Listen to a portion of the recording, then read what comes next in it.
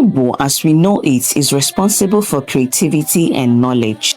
In between, Agwu is also known for healing, crafts, and divination. This is why is nobody talking about how Ịgba Afa is never meant for male native doctors? Afa is a female energy, and hence a woman can be better than men in Afa. Do not allow westernization to bring confusion in remarks to our indigenous spirituality. Afa is one of the trilogy of Nnaagwu, Iyom Agwu. This word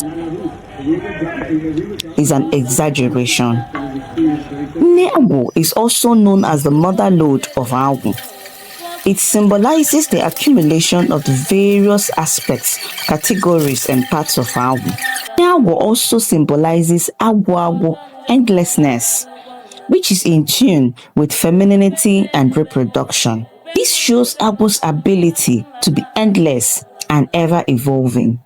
Just like the human species would continue to exist so far women are able and willing to incubate and to birth the next generation. In our tradition, few individuals are born with Agwu, and this gives them access to serve or to perform the various duties and functions of Agwu. Agwu does not discriminate.